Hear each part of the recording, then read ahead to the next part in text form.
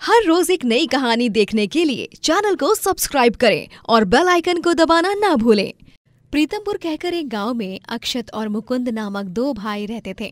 उन दोनों के बूढ़े पिता प्रेमचंद एक दिन अपनी जीप चला रहे थे, तभी उस जीप का टायर पंक्चर हो जाता है और उनका एक्सीडेंट हो जाता है, जिसमें उनकी मौत हो जाती है। प्रेमचंद की मौत के बाद मुकुंद और उसकी बीवी अमृता बहुत टूट चुके थे, लेकिन प्रेमचंद के बड़े बेटे अक्षत और उसकी बीवी शालिनी की आंखों में से एक आंसू नहीं निकलता है। पापा पापा, ये क्या हो गया आपको? जीप सही सलामत थी, इसीलिए उसे प्रेमचंद की आखिरी निशानी के तौर पर मुकुंद अपने घर के आंगन में रख लेता है, लेकिन अक्षत और शालिनी अपने छोटे बेटे राजू को लेकर शहर के लिए निकल रहे होते हैं। जेठानी जी, जेठ जी, पापा जी को गए 2 दिन भी नहीं हुए हैं और ऐसे में आप दोनों यूं अचानक से शहर जाने का फैसला? अमृता, अब पापा जी की उम्र हो चुकी थी और गए तो गए, अब क्या पूरी जिंदगी बस दहाड़े मारते हुए रोते बैठना है क्या?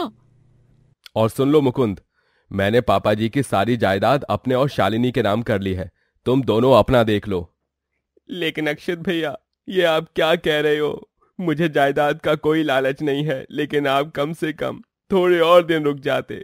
पापा को गए हुए ठीक से 2 दिन भी नहीं हुए हैं और आपने। ओ देवर जी, ज्यादा बकवास मत करो, हम लोग आपकी तरह इमोशनल फूल्स नहीं हैं। चलो अक्षत, हमारी ट्रेन कहीं छूट ना जाए। शालिनी और अक्षत राजू के साथ शहर के लिए निकल जाते हैं। उन दोनों ने जायदाद का पूरा हिस्सा अपने नाम कर लिया था और अब मुकुंद और अमृता के पास कुछ भी नहीं बचा था। मुकुंद और अमृता अपनी छोटी बेटी तारा के साथ गांव में ही रहने लगते हैं। मुकुंद एक मजदूर था और वो अगले दिन से ही काम पर फिर से जाने लगता है, लेकिन 3 से 4 दिनों की छुट्टी लेने के कारण उसका बॉस उसे काम से निकाल देता है, जिसके बाद बेचारा मुकुंद घर पर ही बैठा रहता है बिना किसी काम धाम के। अब हम क्या करेंगे जी? अगर ऐसा ही चलता रहा तो बड़ी मुश्किल हो जाएगी ना। मैं और आप, हम दोनों मिलकर कुछ ना कुछ काम करेंगे और पैसे कमाएंगे जी। अमृता, मैंने कई जगहों पर जाकर काम ढूंढने की कोशिश की, लेकिन कहीं भी काम नहीं मिला। मैं खुद ही इतना परेशान हूँ, तुम्हें क्या बताऊं। माँ, जोरों की भूख लगी है, कुछ खाने को होगा तो दे दो ना माँ। लेकिन घर का सारा राशन तो खत्म हो गया है, केवल थोड़े बहुत चावल और थोड़े से मसाले बाकी हैं। कोई बात नहीं, मैं मसाला चावल बनाता हूँ जो मेरी तारू को बिल्कुल तीखे नहीं लगेंगे और बहुत यमी यमी लगेंगे। मुकुंद बहुत ही स्वादिष्ट खाना बनाया करता था।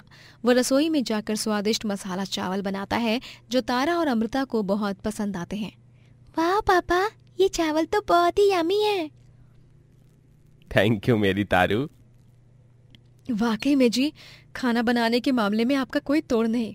अच्छा, इसी बात से मेरे दिमाग में ना एक सुझाव आया है, क्यों ना आप एक फूड स्टॉल लगा लो जिसमें आप तरह तरह के स्वादिष्ट खाद्य पदार्थ बनाकर बेचो। आपकी अच्छी कमाई भी होगी उससे। लेकिन अमृता, तुम तो जानती हो ना, मेरे पास थोड़े बहुत पैसे ही बचे हैं। उसमें या तो मैं फूड स्टॉल के लिए ठेला खरीद सकता हूँ या फिर खाना बनाने का सारा सामान। ओफो पापा, आपको ठेला खरीदने की कोई जरूरत ही नहीं है। मैंने हमारी स्कूल के बाहर बहुत से अंकल और आंटीज को देखा है जो अपनी साइकिल, टेम्पो, कार, बाइक और ट्रक में खाना बेचते हैं, तो आप भी ऐसे ही वाहन पर खाना बेच सकते हैं। अरे हाँ, वैसे ही पापा जी की जीप तो है ना। ये बहुत ही अच्छा सुझाव दिया है तूने मेरी तारू, तू सच में एकदम बेस्ट है। थैंक यू पापा, और ऑल द बेस्ट आपके नए जीप ढाबा के लिए। मुकुंद उस जीप को एक ढाबे का रूप दे देता है और उसमें ही सारा खाना रख के बेचने जाता है बाजार में। सभी उसके जीप ढाबा को देखकर चकित रह जाते हैं और जब लोग उसके खाने को चखते हैं तभी उन सभी के मन प्रसन्न हो जाते हैं। उत्तम, अति उत्तम, सच में क्या बढ़िया कढ़ाई पनीर बनाया है। और ये दही बल्ले, ये तो बहुत ही टेस्टी हैं। आपके हाथ के खाने का तो कोई जवाब ही नहीं है मुकुंद भाई साहब। धन्यवाद भाई साहब।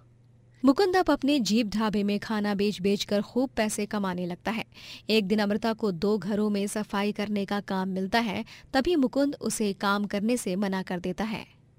नहीं अमृता, तुम काम नहीं करोगी। देखो अमृता, अब मैं जीप ढाबा से अच्छी कमाई करने लगा हूँ, इसलिए तुम्हें काम करने की कोई जरूरत ही नहीं है। मैं तो ठहरा बचपन से ही अनपढ़, लेकिन तुमने अपनी 12वीं कक्षा की आखिरी परीक्षा ही नहीं दी थी क्योंकि सासू माँ की मृत्यु हो गई थी। लेकिन अभी तुम्हारे पास अवसर है। जाओ अमृता, अपनी पढ़ाई पूरी कर लो। तुम्हें हमेशा से एक लॉयर बनना था ना, जाओ अपने सपनों को पूरा करो अमृता। लेकिन मुकुंद जी। मैं हूं ना, मैं सब संभाल लूंगा, लेकिन अभी तुम्हारा लक्ष्य सिर्फ तुम्हारी पढ़ाई पर होना चाहिए। मैं तुम्हें लॉयर बनते हुए देखना चाहता हूं अमृता। वो सिर्फ तुम्हारा सपना ही नहीं बल्कि मेरा भी सपना है। मुकुंद अमृता को उसके सपने को पूरा करने में उसकी मदद करता है। अमृता अपनी 12वीं की परीक्षा फिर से दे देती है और अपनी आगे की पढ़ाई की शुरुआत करती है। वहीं शहर में अक्षत और शालिनी प्रेमचंद की संपत्ति से ऐश कर रहे होते हैं और एक बहुत ही खुशहाल और सुखद जीवन जी रहे होते हैं। आहा, दिन के 24 घंटे एसी की हवा खाओ, यही तो मुझे चाहिए था हमेशा से ही, और अब ये मुझे मिल गया है। सच में क्या खूबसूरत ट्विस्ट लिया है हमारी लाइफ ने भी। मैं तो बहुत खुश हूं इस रास्ती जिंदगी को जीते हुए। अक्षत और शालिनी को लग रहा था कि वो शहर में बहुत ऐशो आराम से जी रहे होते हैं, लेकिन वो इस बात से अनजान थे कि उनके ऐशो आराम के वो कुछ आखिरी दिन थे, क्योंकि जल्द ही उन्होंने किया हुआ गुनाह सबके सामने आने वाला था। एक दिन जब मुकुंद जीप को साफ करने जाता है, तभी उसे जीप में एक हिडन टाइनी सीसीटीवी कैमरा मिलता है। वो और अमृता उस छोटे से सीसीटीवी कैमरा को देख बहुत हैरान होते हैं। अरे ये क्या, ये सीसीटीवी कैमरा ये यहाँ कैसे? मुकुंद जी, इसे मेरी सहेली के लैपटॉप से कनेक्ट करके इसकी सारी फुटेजेस निकालने जा सकती है। फुटेजेस को हम पीछे पीछे करते जाएंगे तो हमें पता चल जाएगा कि ये कितने दिन पुराना है और इसे किसने लगाया है जीप में। हाँ अमृता, तुम सही कह रही हो। मुकुंद और अमृता की सहेली के लैपटॉप में उस सीसीटीवी कैमरे के सारे पुराने फुटेजेस चेक करने जाते हैं। तभी उन्हें प्रेमचंद के एक्सीडेंट के दिन की फुटेजेस भी दिखाई देती हैं, जिसमें अक्षत और शालिनी ने जानबूझकर जीप का टायर पंक्चर किया था, वो भी नुकीले कील से, ताकि प्रेमचंद की मौत हो और जायदाद लूटकर वो दोनों अपने बेटे के साथ जल्दी से शहर चले जाएं। हे भगवान, इसका मतलब ये सीसीटीवी कैमरा पापा जी ने लगाया था और पापा जी की मौत एक सोची समझी साजिश थी। भैया और भाभी लालच में इतना नीचे गिर सकते हैं, ये मैं कभी नहीं सोच सकता था।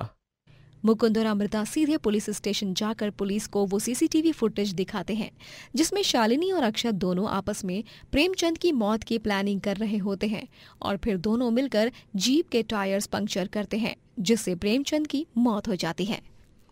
इसे किस्मत का करिश्मा ही समझिए कि इतने बड़े एक्सीडेंट के बाद और इतने दिनों के बाद भी यह कैमरा सही सलामत ही है। शायद ऊपर वाले की भी यही मर्जी है कि उन दोनों हैवानों को कड़ी से कड़ी सजा मिले। पुलिस शहर जाकर अक्षत और शालिनी को गिरफ्तार करते हैं और मुकुंद अपने जीप ढाबे से ढेरों पैसे कमाकर एक बड़ा रेस्टोरेंट ओपन करता है और अमृता भी अपनी पढ़ाई पूरी करके लॉयर बन जाती है। दयानंद के 2 बेटे होते हैं। दयानंद अपने जीवन की आखिरी सांसें गिन रहा होता है। तभी एक दिन वो अपने छोटे बेटे चिराग और बड़े बेटे गौरव को बुलाता है और उनसे कहता है, अरे चिराग बेटा, गौरव बेटा, मैं कितने दिनों के मेहमान रह गया हूँ, ये तो खुद मुझे भी नहीं पता। इसलिए मैंने एक बहुत बड़ा फैसला सुनाने के लिए तुम्हें यहाँ बुलाया है। मैं अपनी सारी जायदाद तुम दोनों में बांटते हुए जा रहा हूँ। 50% हिस्सा चिराग का होगा और 50% हिस्सा गौरव का होगा। वकील साहब आते ही होंगे अभी जायदाद के कागजात लेकर। दयानंद अपनी जायदाद का आधा हिस्सा अपने दोनों बेटों के नाम कर देता है। उन दोनों की माँ भी बहुत सालों पहले इस दुनिया से उनको छोड़कर जा चुकी थी। थोड़े दिनों बाद दयानंद का भी स्वर्गवास हो जाता है और उसकी मौत के बाद गौरव जायदाद को बेचकर पैसे लेकर घूमने चला जाता है। वहीं चिराग ईमानदारी से जायदाद की जगह पर अपना एक ढाबा खोलता है। दयानंद के दोनों बेटों को बहुत स्वादिष्ट खाना बनाना आता, क्योंकि दयानंद खुद एक बावर्ची था और गांव में उसका ढाबा था, लेकिन बहुत महीनों पहले उसने वो बेच दिया था। पता नहीं गौरव भैया कहाँ चले गए हैं। मुझे लगा कि वो जायदाद के सही इस्तेमाल करेंगे, लेकिन वो तो सारी जायदाद बेचकर कहीं चले गए। तभी चिराग का दोस्त मन्नू वहां आता है और बोलता है, यार चिरू, तू भी ना दूसरों के बारे में बहुत सोचता है। अरे अब तू तेरे ढाबे पर ध्यान देना। नया नया ढाबा खोला है, पता भी है कितनी जिम्मेदारियां आ गई हैं अब तेरे कंधों पर। हाँ मन्नू, मैं अच्छे से जानता हूं, लेकिन एक छोटा भाई होने के नाते बस थोड़ी सी चिंता हो रही थी।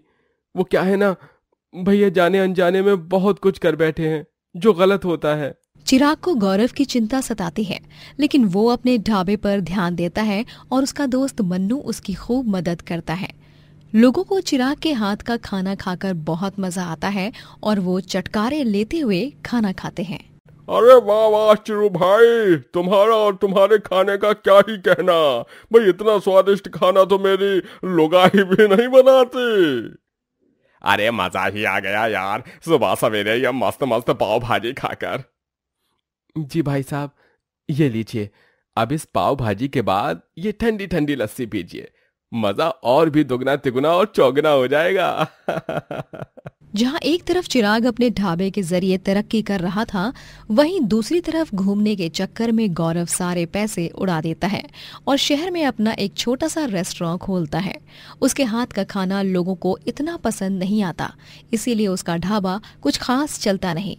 नहीं, अगर ऐसा ही चलता रहा तो मुझे तो शहर छोड़कर फिर से गांव जाना होगा। नहीं नहीं, मुझे अपने रेस्टोरेंट को सबसे शहर का फेमस रेस्टोरेंट बनाकर ही रहना है। मैं हिम्मत नहीं हारूंगा और निरंतर काम करता ही रहूंगा। गौरव अब मेहनत मशक्कत करने लगता है। वहीं चिराग का ढाबा गांव में खूब मशहूर होने लगता है। चिराग कुसुम नामक एक लड़की से शादी भी कर लेता है और दोनों अपना सुखी संसार बिता रहे होते हैं। एक दिन अचानक से कुछ लोग दिन दहाड़े आकर गौरव का रेस्टोरेंट तोड़ने लगते हैं और तभी गौरव बहुत हैरान और दंग रह जाता है। ये क्या, ये आप लोग क्या कर रहे हैं? अरे ये कोई कंस्ट्रक्शन साइट नहीं, ये मेरा रेस्टोरेंट है। रुको, अरे रुको तो। तभी वहाँ पर एक गवर्नमेंट ऑफिसर आता है और गौरव को कुछ पेपर्स दिखाते हुए कहता है, देख लिया ना, ये जिस जगह पर तूने अपना रेस्टोरेंट खोला है ये जगह गवर्नमेंट की है, इसलिए हमें इसे तोड़ना होगा। आपने परमिशन लिए बिना ही इसे बनाया? अरे नहीं। गौरव बहुत चिंतित हो जाता है और अपने रेस्टोरेंट को यूं टूटते देख उसे बहुत बुरा लगता है। अरे नहीं, ये क्या हो गया? अब मैं क्या करूंगा? मैं तो पूरी तरह कंगाल हो गया हूं अभी। मेरे पास गांव जाने के अलावा और कोई रास्ता नहीं बचा। गौरव शहर से वापस गांव चला जाता है और वो चिराग के पास आता है। आखिरकार उसके घमंड को हालातों के सामने घुटने टेक नहीं पड़ते हैं। मुझे माफ कर दे चिराग, मैंने कुछ सोचा नहीं और बस निकल गया, लेकिन अब मुझे बहुत पछतावा हो रहा है। मुझे कुछ दिन तेरे यहाँ रहने दे भाई। अगर तुझे कोई ऐतराज न हो तो क्या मैं तेरे ढाबे पर काम कर सकता हूँ? अरे जी बिल्कुल गौरव भैया, ये आप कैसी बातें कर रहे हैं? मेरा ढाबा मेरा ही नहीं आपका भी है। अरे थैंक यू मेरे भाई। गौरव अब चिराग के घर पर रहने लगता है और चिराग और गौरव दोनों एक साथ ढाबे पर काम करने लगते हैं। चिराग के ढाबे पर भीड़ देखकर गौरव को बहुत जलन महसूस होती है। हमेशा उसकी नजर ढाबे के कैश ड्रॉर पर होती है जो हमेशा भरा हुआ रहता है। मानना पड़ेगा, इस चिराग के बच्चे ने तो कमाल ही कर दिया। इसके ढाबे पर तो दिन भर ग्राहकों का आना जाना लगा ही रहता है, ऊपर से ये पैसों का ड्रॉर ये भी भरा भरा ही रहता है। चिराग की तरक्की देखकर गौरव की नीयत बदल जाती है। चिराग की बीवी कुसुम अपने जेठ के बदलते हाव भाव देख लेती है। वो जब भी उससे देखती तभी गौरव की नजर बस अलमारी के लॉकर पर ही होती। ये आखिर चल क्या रहा है? हाँ, जेठ जी के दिमाग में मुझे तो कुछ समझ ही नहीं आ रहा है। पूरी बात जाने बिना मैं चिराग जी से भी कुछ कह नहीं सकती। अरे कुसुम, आज वो गाजर का हलवा बनाओ, तुम तो मुझसे भी अच्छा बनाती हो। गौरव भैया को गाजर का हलवा बहुत ज्यादा पसंद है। घी खत्म हो गया है ना? रुको, स्टोर रूम में 7 से 8 कनस्तर पड़े हैं, मैं अभी एक लाता हूँ। राशन से भरा हुआ स्टोर रूम देखकर गौरव के मन में और भी लालच जाग जाता है। गौरव अब तय कर लेता है कि वो चिराग को लूट कर भाग जाएगा, क्योंकि वो समझ जाता है कि चिराग अब दिन ब दिन पैसे वाला होता जा रहा है। अब बस, अब 3 दिन और, फिर मौका देखते ही मैं चिराग के पैसे लूटकर भाग जाऊंगा यहाँ से और ऐशो आराम से जीऊंगा। 2 दिन बाद सभी गांव के महोत्सव में गए होते हैं और घर और ढाबा दोनों खाली होते हैं। तभी गौरव घर की अलमारी के लॉकर से पैसे चुराता है और ढाबे पर जाकर भी ड्रॉर में से सारे पैसे एक बैग में भर लेता है और वहां से जाने लगता है। तभी मन्नू ये सब देख लेता है और वो तुरंत फोन कॉल करके चिराग को ये सब बता देता है और गौरव को रोक लेता है। रुक जाइए गौरव भैया, इतनी आसानी से थोड़ी जाने देंगे हम आपको। क्या मतलब है तुम्हारा मन्नू? तभी वहां पर चिराग और कुसुम आ जाते हैं और वो दोनों गौरव की तरफ गुस्से से देख रहे होते हैं। गौरव बहुत घबरा जाता है और उसके पसीने छूटने लगते हैं। चिराग, वो मैं क्या भैया? मुझे लगा नहीं था कि आप इतनी घिनौनी हरकत करेंगे। मुझे तो इन पर पहले से ही शक हो गया था। अरे कम से कम चिरू की मेहनत की तो इज्जत कर ली होती। ये दिन रात सुबह शाम मेहनत करता है। अगर आपको पैसों की जरूरत थी तो आप मुझे खुद से मांग लेते। यूं चोरी करने की क्या जरूरत थी गौरव भैया? बस अब बहुत हो गया, अब मैं आपको और सहन नहीं कर सकता। चिराग और मन्नू गौरव के हाथों से सारा सामान छीन लेते हैं और उसे घर के बाहर निकाल देते हैं। गौरव अब यहाँ से वहाँ दर दर भटकने लगता है और एक दिन उसका एक्सीडेंट हो जाता है, जिसके बाद उसे हॉस्पिटल ले जाया जाता है। चिराग और कुसुम भी वहाँ पहुँचते हैं। आपके भाई को बहुत मेजर और सीरियस इंजरीज हुई हैं, इसलिए अब उनका ऑपरेशन करना होगा, जिसके लिए टोटल 1 लाख रुपए का खर्चा लगेगा। 1 लाख? चिराग बहुत चिंताग्रस्त हो जाता है, लेकिन वो क्या करता? आखिर खून का रिश्ता तो खून का रिश्ता ही होता है।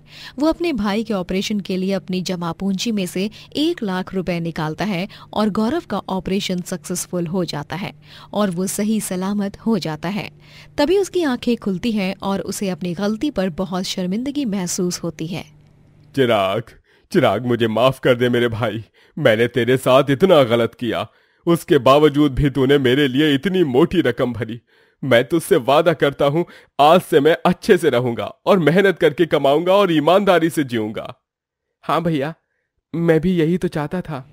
उस दिन के बाद से गौरव पूरी तरह बदल जाता है और वो अब ईमानदारी से चिराग के साथ काम करने लगता है।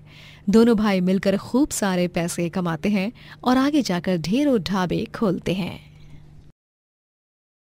दोस्तों, अगर आपको ये कहानी पसंद आई तो लाइक करें, शेयर करें और कमेंट करके बताएं कि कहानी में आपको सबसे अच्छा क्या लगा।